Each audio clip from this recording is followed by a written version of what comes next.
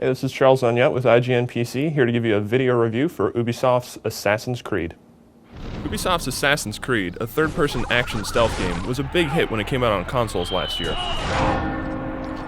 And now on the PC we get a game that's largely identical, yet contains slightly more content that actually works to alleviate some of the game's issues. Here you play as a robed assassin named Altair, who runs around the cities of Aachen, Jerusalem, and Damascus, running assassination missions for his boss. It's 1191, the time of the Third Crusade, and to beat the game you'll need to execute 9 primary targets, who are based on actual historical figures. The game breaks down into 2 main components, exploration and combat.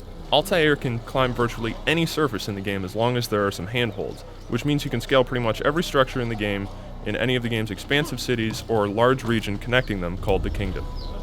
This can be quite a bit of fun to attempt to scale the tallest structures you can see, and leads to some amazing sights as Altair looks out across sprawling urban landscapes, but eventually you'll have to get to the fighting. With combat, things start out simple, but eventually get more complicated and, I think, enjoyable.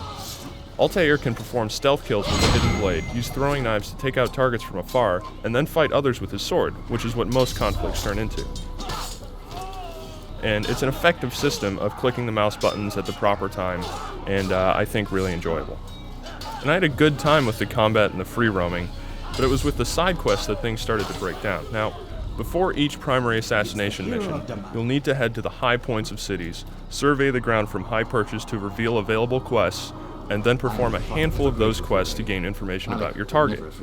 With the console version, its handful of side quests got pretty tiresome after a while since you're forced to repeat the same tasks every time you want to advance the story, acquire a new weapon, or unlock more parts of the cities. Ubisoft addresses this issue to a degree with 4 additional types of side quests for the PC version, which also proved to be more involved and enjoyable than with the console version. And because now you have such a wider variety of better side quests on the PC, the feeling of repetition was alleviated somewhat, but not entirely.